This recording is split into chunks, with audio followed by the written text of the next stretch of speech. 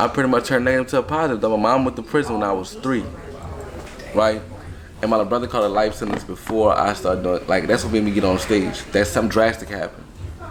So that's all I be telling comedy's all I have. It's like it really saved my life. When I first started doing comedy and I used to go travel up north, they used to be laughing at me like damn, they got comedy in New Orleans. Like you, at you, like that yeah, like laughing at me. Like I did I Got the Cup too, Master P.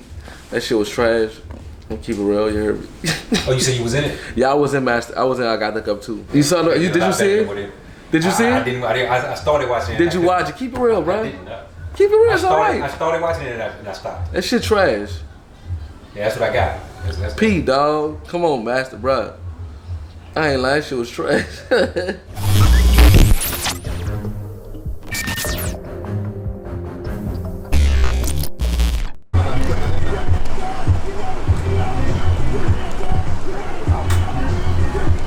Before I start the interview, let me fill you in. We set up the interview at a house in New Orleans. Well, actually a spot Mario invited me to do the interview. We went outside so I can get a few B-roll clips before going back into the house to start. But when we started shooting, we were continuously interrupted by people opening the patio door. And it was funny to see Mario's reaction to it every time, so... We rockin'. What up? It's the Comedy Goon, Mario the Comic. You not tapped in with Video Wayne, you hear me? That's what it is, man. Do it again? You just start with, yeah, do it again. Make it All right, real strong. I got you. All right, we rockin'. What up? It's the Comedy Goon, and you are not tapped in with Video Wayne, you heard me? Yes, sir. That's what it is. The name Comedy Goon, bro, where did it come from? Comedy Goon? Yeah. I ain't gonna lie, so like originally, my homies used to rap. Well, both of them still active. Both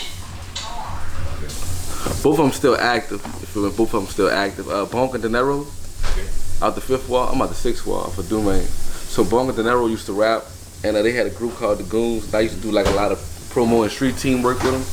I used to like, you know, go pull their posters up and, you know, hand out their posters, stuff like that. Okay. You feel me? So I got a lot of experience with entertainment. Is that the sound? Yeah, we got it. Yeah. Like cool. So you say. All right, so yeah, so Bonga De Niro, I used to put up posters and shit for them, and I used to host their mixtapes. Their first mixtape was From the Block to the Boot 2. That wasn't their first one, that was their second one. I met them in college. I went to Southern University and shit. You know, like, I'm out the streets and shit. I got, you know, shit.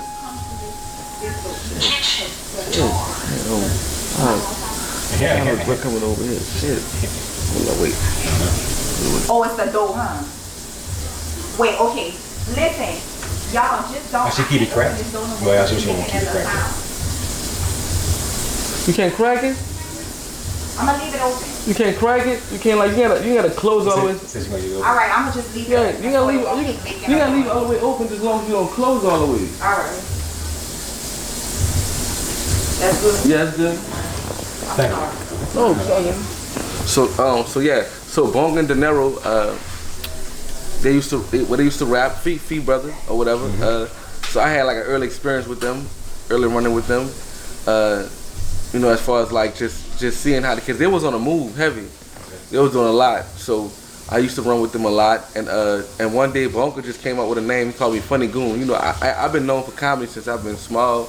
From the jail to the streets, like I always been a jokester, you feel me, or whatever, you know what I'm saying? So, and comedy kind of saved my life, so it was genuine. So he just took on and gave me that name, and I ran with it, and I hosted they mixtape, and put my drip on it or whatever, and then I just kept going with it. It went from Funny Goon to Comedy Goon, and I just kept moving forward with it, cause it's like a culture thing, you know. Comedy Goon is like it really comes from the streets, like, you know, all street funny, dog. Like in jail, play all day long.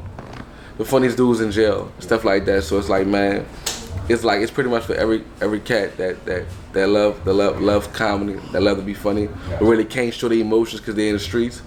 That's how it be, you know, because that's pretty much like was pretty much my battle with people. Them taking comedy serious, taking me serious, because, you know, we come from New Orleans where not trained to be like that. You know, you smiling, I mean you weak, shit like that. So yeah, so it's like, you know, doing comedy, that's not a first thing. It's usually rap or something else. Comedy was never as popular as it is now. You know what I'm saying? Facts. So I want to start at the beginning. We want to tell them what city you're from and what part of it. I'm from New Orleans. I grew up all over New Orleans. I grew up uptown, downtown. I was in the foster homes, so I pretty much was displaced all over the city. And originally my mom and shit, she from off Second and Drive. I'm originally from uptown, cause my whole family's from uptown. But I moved downtown on Dumaine when I was like 14, 15 with my dad and my stepmom, which I call her my mom or whatever. So it's like, that's where I pretty much grew up at. Like, you know, I started doing all that, you know, teenage, you know, like, you know, I broke my virginity downtown, shit.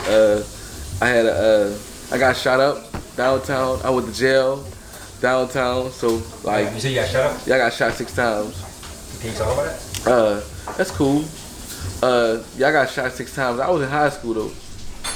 I was like 19. And not necessarily why it happened, but the incident itself. Did it drive by, ran up on you? Well, shit.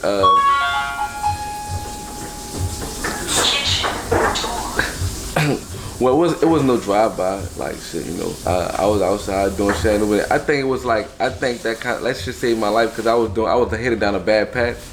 Even though I jumped back in the streets after I got shot up, and when I came back to New Orleans after Katrina, I got back in the streets. But yeah, man, you know, you hang with the big boys, you get what the big boys get. You heard me? That happened in New Orleans? Happened in New Orleans in front of my door. Damn.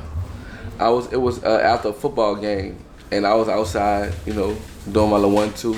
There wasn't no robbery. Again, you hang with the big boys, and you get what the big boys get. Okay. You know how I go about guilty by association type situation. You feel me? I wasn't prepared for it. I ain't see it coming. You know, I ain't lying. Thank God I'm still here. All right, I'm 32. I've been doing comedy since I've been 21. All right, like my second year in comedy, I made $100. I made $150 off of like a 30-minute set. Okay. You know, like nigga, like I ain't gonna lie, like you know, like when I was hustling, I wasn't selling nothing big like that. I didn't even get a chance to get to that. I had like my daughter came out, I fell back. Period. You feel me? I never got that much into it to where like I had to end up going to the face some shit like my other partners or whatever. But like, you know, man, I'm selling drugs to motherfuckers that don't have no money, and then I'm working a job. I'm working a low end job. Like, I went to college. I ain't got no felonies. I went to school. I ain't graduate, but it's not like none of that shit mattered. So it's like I'm going to jobs. I'm trying to hustle. My daughter, she born, so my mom spent time in prison. She spent 25 years in jail. So listen, when my daughter was born, I was like, fuck all that. That was it. I didn't want to do nothing else. I didn't want to be in the streets no more. I was going to jail a lot. When I came home from school, I came back to New Orleans. That bitch got that poison. New Orleans has a poison to pull you in. So I was going to Southern and Baton Rouge. Before that, I was going to UTA, University of Texas at Arlington. But by semesters, I was transferring. You know, I was trying to get back home. But I think God was trying to keep me in Texas, but I ended up forcing to come back home and get into all type of trouble. So anyway, so like, you know, so when I made them $150 off a 30-minute set, like, you know, at the time, like I'm working part-time jobs and shit, making $8-9 an hour. So you know, like after tax, that shit like $100 a week. And a dishwasher. I done worked in warehouses, you know, $14-15 an hour, but you had jobs all day long. Don't take that part, you know what I'm saying? So like, it wasn't making sense. I'm like, man, this can't be it. So I ain't gonna lie, I did. My little brother caught a life sentence. When he caught the life sentence, that's what made me do comedy. All right, so, but further on, what you were saying, like when I made them $150, I was like, shit, that's more than I made in a paycheck for a week. And that's for 30 minutes of my time, right? But then it got harder. But I started cherishing the lil, like as far as like, the me got harder, like, I was making $30 a show, $40 a show, shit like that. Okay. You know what I'm saying? But what happened was I started like looking for my money. Like, you know, other niggas used to be acting all, I ain't about to fuck them 40. Man, I used to be looking for my 220s. Yeah. After every show, you heard me, Wayne? I want my money, you heard me? Fuck all that, you heard me? I want money now. And like for 30 minutes now, I make $1,100 for 30 minutes now. And I want my money now too, you heard me? So, yeah, man, like when I made, it wasn't even about the money, son. Know what it's about? Fucking freedom, you heard me? Yeah, that's it. Yeah. That would like when I made that money, and it's like the whole point. Every day I get up and I can do what I want to do. That's like that's freedom. That's what I really like. That's what it really is about. You feel me? Like every day I get to get up and do what I want to do. I got options. Do you write your comedy or do you? Like I just experiences. Okay. Like everything I talk about is the same shit I've been talking about for years. So it's like I form all type of sets. Like for comedy sets, if I gotta go in front of a church, I have a set for that. If I have to go in front of a college crowd, I have a set for that. You know, it's pretty much the same set, but I just, you know, pretty much molded to whatever the mood is of the situation. Okay. And just recently you just did I just mentioned it. Moneybag Yo. Yeah. So that was a rap concert. Yeah. So like rap concerts be hard because, you know, it's a different type of mood, the crowd. This rap shit, and it's like a comedian doing comedy. You feel me? But they was loving it. Yeah, they was loving it. I made them love it. I'm built different. All right, so they had the Louisiana Fest, 2016 at Champion Square. I performed my shit on Tidal. I performed after You Got It. I did 10,000 people, and shit. I rolled the dice, cause with stand up ain't no filters, ain't none of that. Right. Ain't no 30 seconds and erase the shit over. Nah, this shit right here. So like I performed at the Louisiana Fest and I had 5 minutes. I rocked that bitch, you heard me? Now if I'd have bombed, that should have been bad on me. Say, bro, talk about comedy in New Orleans, because we rarely ever hear about it. Yeah. If it's not for yourself, and then here and there you might hear the name Rude Jew, but other than that. Well, my opinion on that at first. Tell them what you're speaking of. At first, you wouldn't hear about it, but when you say it, tell them what you're speaking of. What? Comedy in New Orleans. Like comedy in New Orleans, as far as like, what the stature of it? What you mean, like? Stand up and just it having a scene, period. All right. Well, at first it was no scene. You feel me? I think by New Orleans not having no famous comedians come from here, I think that would kind of like knock us off the map. Because when I first started doing comedy, and I used to go travel up north, they used to be laughing at me like damn, they got comedy in New Orleans, like laughing at me, like you know, up north niggas, they on some other shit anyway with us. So when I'm in fucking Philly and DMV area niggas, like I'm going out there traveling, hitting the Greyhound, going to do open mics. You feel me? Just to get the experience, because I know that shit would be important. You're in the grind, real talk. So, but they up north, they corny. I fucks with them, they cool. But they gave me a hard time. Cause you know, ain't no comedy in New Orleans. It's like, all right, it's like if I give you an explanation of my situation. So I'm Cash Money Records, and like 97. Okay, so like people ain't know New Orleans sound existed, and I think that's what helped. It was different. You know, the industry like different shit. All right, you remember the beginning of the high video? All right, you a videographer, you're in production, you understand context and context or whatever. So at the beginning of the high video, they put Magnolia Housing Development, New Orleans, Louisiana. If they wouldn't have put that, you wouldn't even know if that was in New Orleans or in this country. You like, motherfucker, stay back there. So they had to label that. I'm saying this because like it was different. Like Master P had introduced New Orleans to the game, but he had mixed California in with it, the high socks and all that. But like, nah, Birdman really brought you down here and showed you. And I think that really would help them because that had never been seen before. You feel me? Like they had the West Coast was popping, the East Coast was popping, Atlanta, you know, Outkast, you know what I'm saying? But like New Orleans was different. Like it's different. Like my comedy is different. Like, it's never been heard before. You feel me? There's never been no mainstream comics to blow up from this bitch. And yeah, like, how well is it accepted outside of New Orleans? It's accepted now. They respect it like a motherfucker. Like all right. So this weekend I have to leave and I have to go. I gotta do promo in LA and I have to go do a comedy show at the biggest comedy room in LA. It's called the Laugh Factory. It's a comedy club. It's called Chocolate Sundays. I have to perform this Sunday. And look, all I did was email them. You know, I emailed them acting as my own manager, sent them my shit. But you know, I got real credentials though. So like that shit was kind of, I won't say it was easy, but what happened was somebody canceled. So they allowed me, they allow me to perform and shit. So congratulations. Yeah, appreciate you. Yes, indeed. Yeah, that's hard. That's a whole different market. And like only give me 7 minutes, but that's all I need. That's a whole different market. Like if understand like entertainment and Black Hollywood, like as far as like the Laugh Factory, that's the biggest comedy club in comedy, and Chocolate Sundays is the biggest comedy night in LA, period. You have all the mainstream motherfuckers being there and all that type of shit. So, you know, I'm gonna hold it down. If you had to put I don't want to say a label on your style of comedy, would you say you have a certain style? I don't know. I have a certain style. Like, well, they call it raunchy. That's what they call it. They call it raunchy, but I don't really have no style. Again, it's never been seen before. Like, man, niggas thought first 48 was real. Yeah, man. Let me get to the questions too. Yeah, let's talk about that, man. But first 48 New Orleans. Well, your online presence and going viral, because I know how you speak about it and you say, I don't know if this was your words, but you weren't quite responsible for it. All right, so like, the video got stuck at like 30,000 views. And tell them what video you speak of.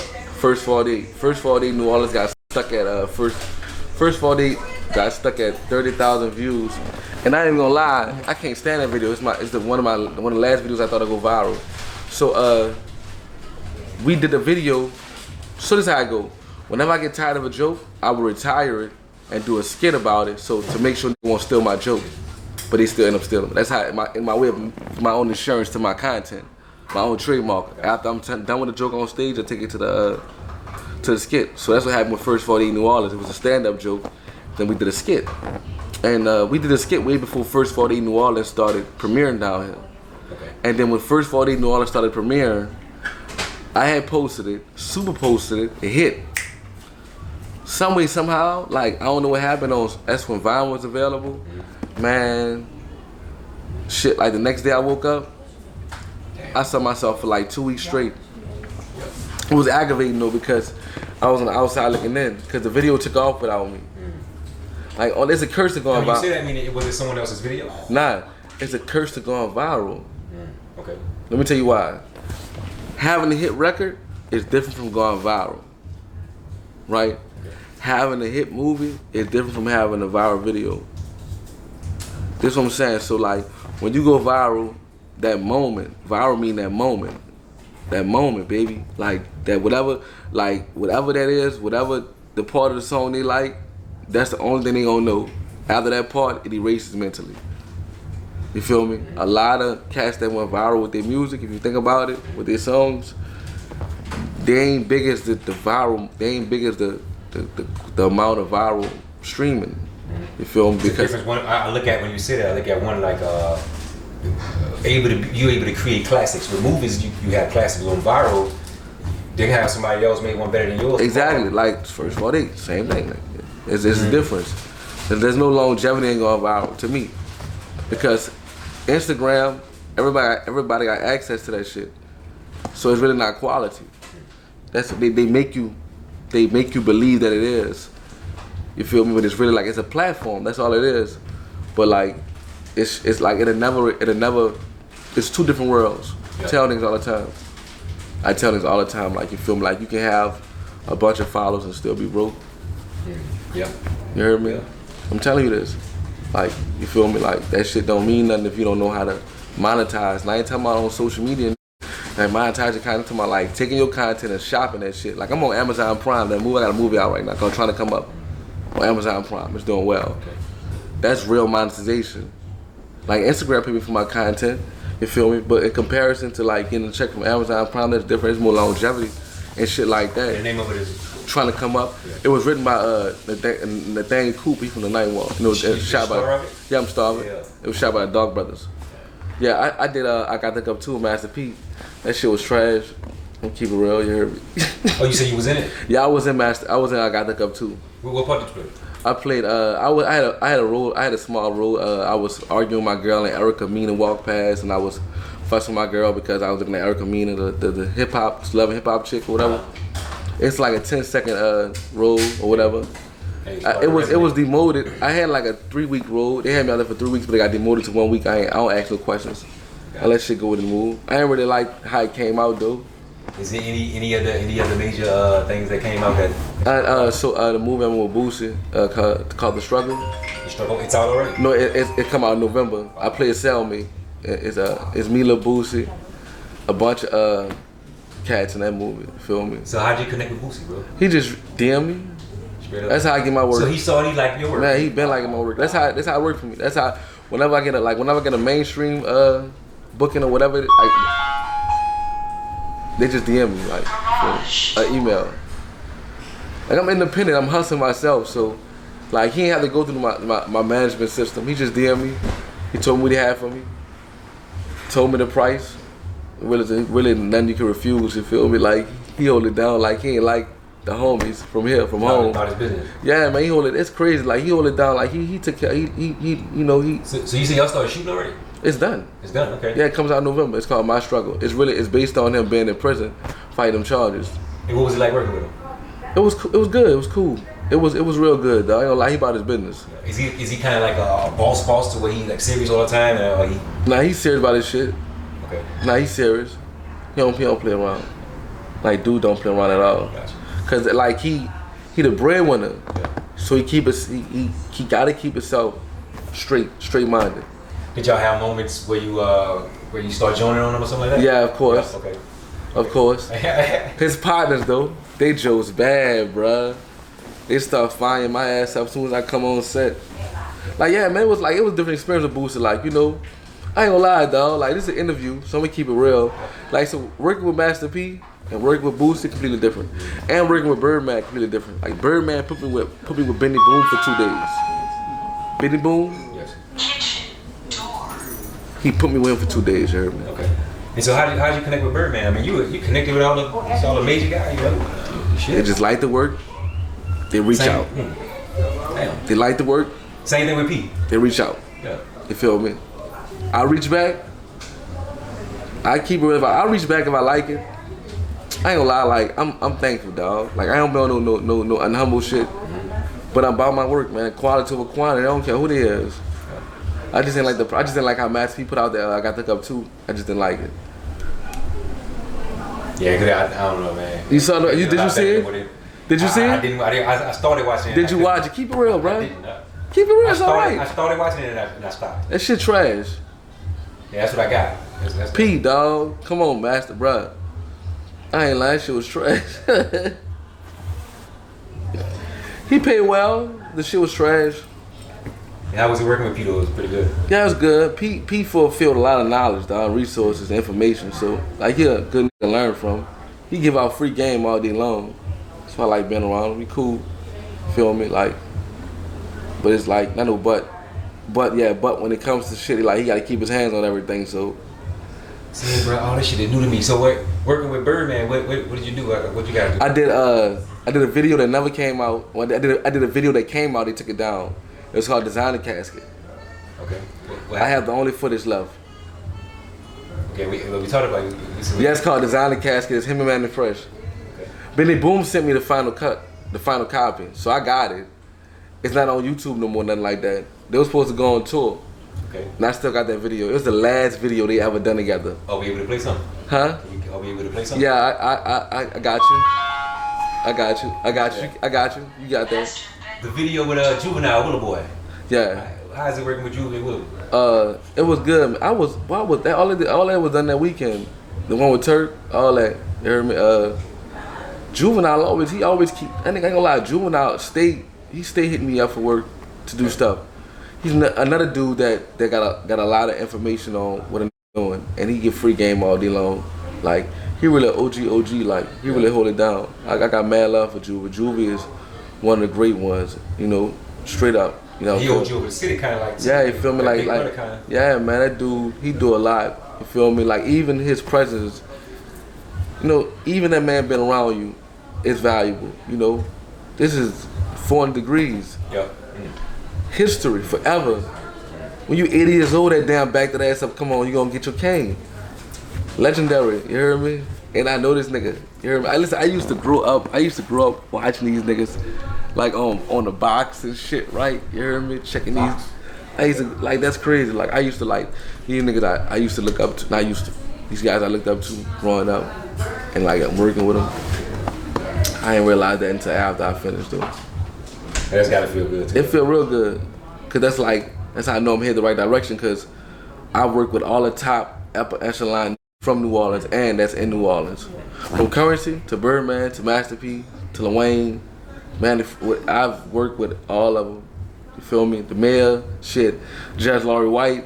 The actual meal? The mayor, yeah. I have to do a comedy show for her in November at Galley Hall. You feel me? She reposted my content a couple of times on her page. Who else in New Orleans doing something like that on the county level? Comedy level?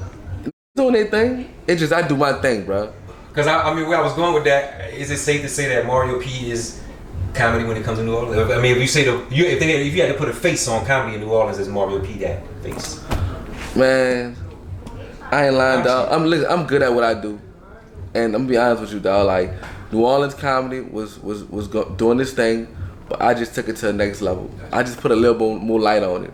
The homies like Shaq Brown, Shotty Phil Guru, Jew, they gave me the platform and showed me that it's possible. I just took it to the next level. You feel me? Being humble, bro. Yeah, I took it to the next level. You feel me? You know what I'm saying? See, like, I know me. Bro, listen. I know how good I am. Yeah, I know how good I am, but I don't even have to try to express that. I don't even know how to try to express that. I don't know how to try to express that I'm that good. Like my work speaks for itself. You feel me? And the people speak for me.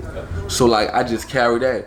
But like, I'm telling you, like, I'm the face of comedy when it comes to New Orleans.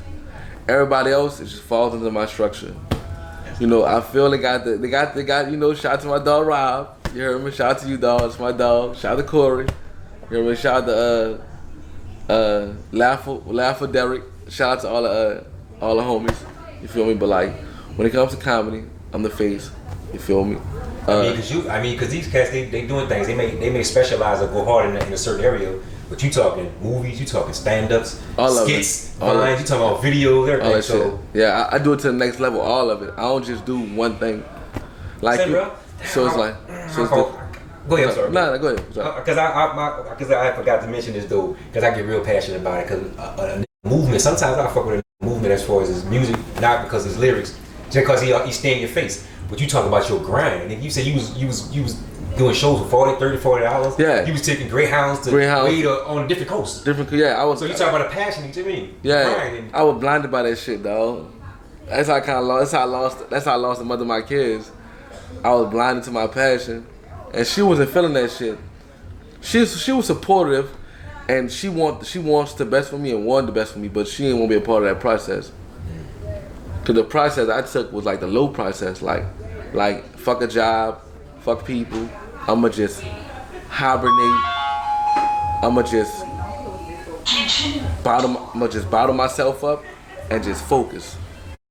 You hear me? Yeah, it's like Jump, ain't think about it. Yeah, I didn't, you know, and it's like I don't regret it.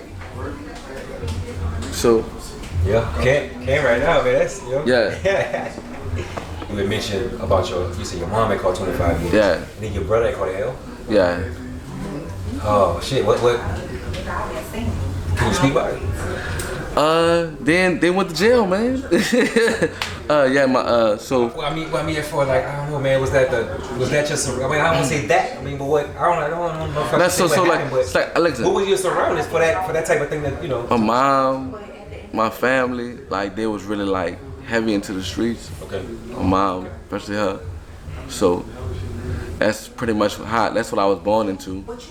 You feel me? So I pretty much turned negative to a positive. My mom went to prison when I was 3, right? And my brother caught a life sentence before I started doing, like, that's what made me get on stage. That's something drastic happened. So that's all I be telling comedies all I have is like I really see in my life. See, bro, so when you were 3, she never came home? No, she didn't come home until I was 27. No, until I was 28. My mom came home when I was 28 years old. So what was that like? Like you had to go and see her? Yeah. Were you able to go and see her stuff? Yeah, like when I was young, but like years had passed before I was able really to go. Like years had passed with me without seeing her. It was like 15 years I had to see my mom. Were you affected by that in any way? As far as I feel like I was, you know, as a black man trying to have a relationship and be a dad, you know, I never had that nurture part. Okay. That's what I was getting to. You know what I'm saying? Like I had good people in my life, but it wasn't like, you know, unconditional love. I never had that shit, you hear me? Until now I got it now with my kids, my girl. You heard me? But I ain't never had like real unconditional love. Like shit. I grew up with no parents. Well, I ain't gonna lie. Linda Carter. I don't call her my stepmother. She like my mother, my dad's wife. She passed from cancer. But like she saved my life. You heard me? How's your mom relationship right now? It's good. It's good. It's good. It's real good. At first it wasn't. I thought it was gonna be like some fireworks and all type of shit, but it wasn't that. It was just like, it was a lot of misunderstanding, a miscommunication, a lot of anger. Why? Yeah. So it took us like 4 years to really mend. We straight now. You feel me? She healthy. She home. Yeah. And like things about to change for all of us. Everything happened for a reason, yo. Like by the time he never knows interview my I'm gonna be rich as a motherfuckers. I'm not even worried about none of that. Like, when I started doing comedy, I knew like immediately after the first show I was gonna make it. Not after the second show. Not after the third show, not after the first big show, or not after the first time I got paid, after the first show. Why is that something you could feel? It's an issue. Fucking right. I don't know how I feel to think about not making it. You get what I'm saying? I don't know how to feel. I don't know how I feel. I don't know how it feels to think about not making it. There's no plan B. Plan B is to make plan A work. Fuck that. It was never a decision, never a thought ever built up. Nothing like that ever built up to where I had a discouraging thought toward my goals. I don't want to say end game, but what do you see yourself taking it to? What point do you feel like I'm here, good? I'm not even necessarily good, but I'm here. Is that now? It's now. I'm not good.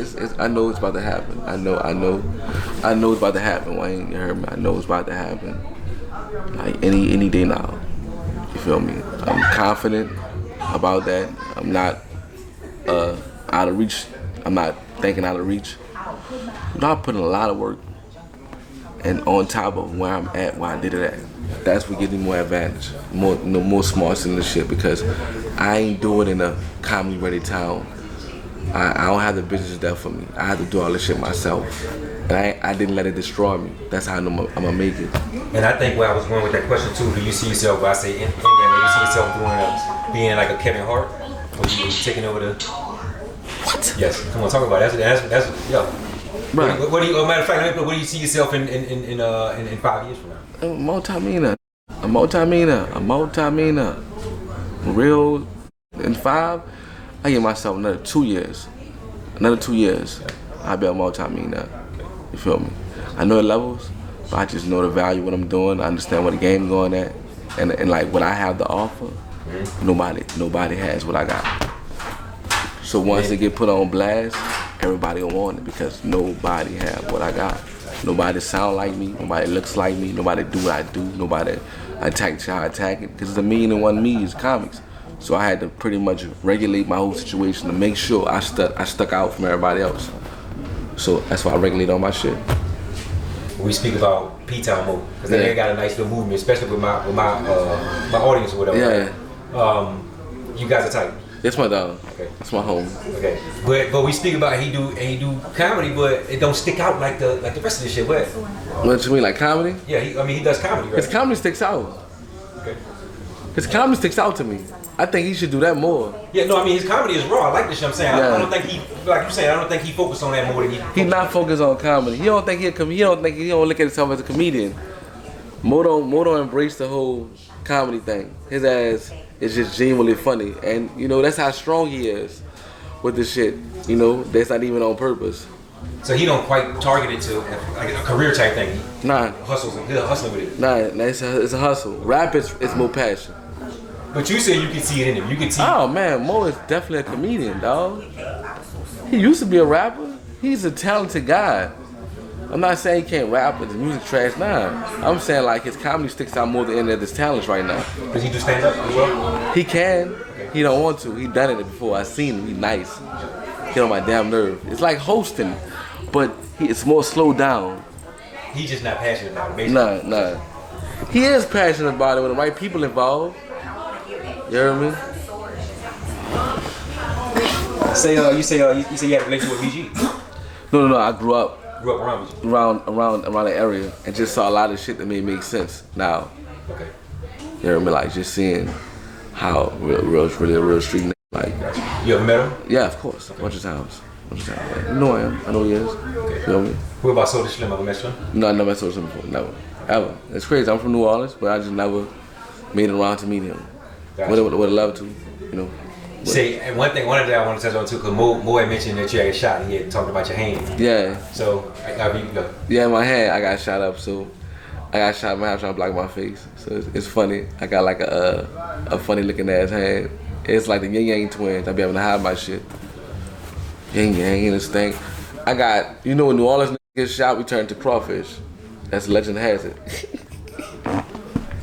Say, bro, that gonna stick out big time like a motherfucker too. Yeah, you feel me? The comedy Yeah, from man. New Orleans, you know. Nah, man, I think that's my cell.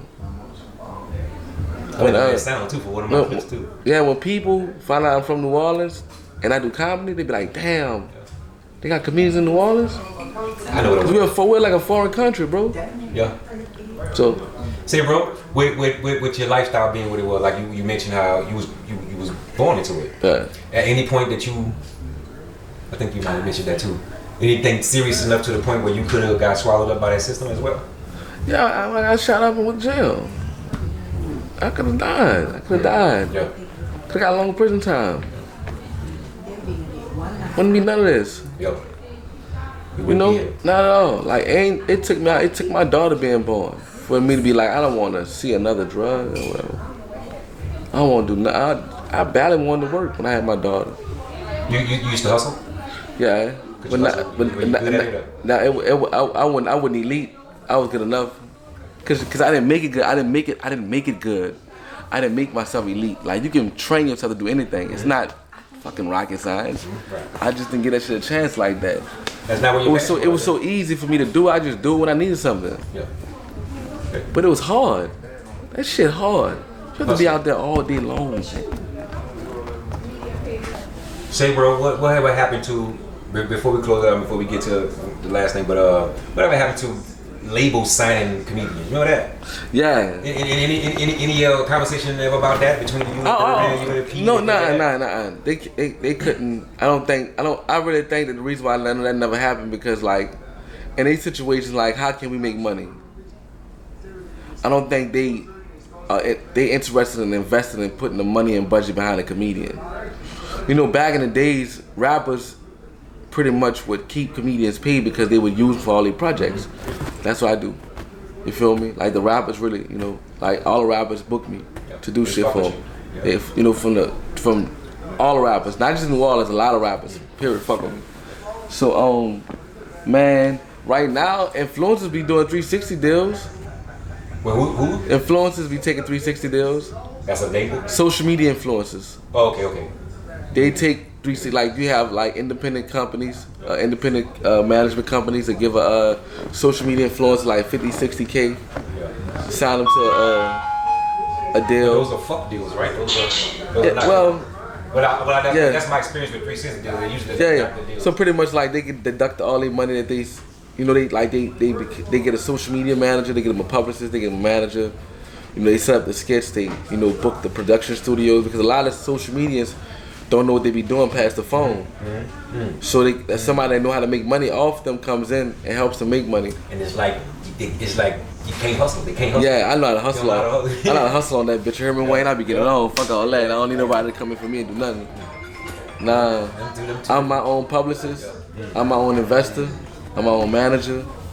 And not because I'm on some psychotic dickhead, you know, shit like that. It's just like I don't see no cause for that right now. Trust me, it'll be taken off my hands when it's overwhelming.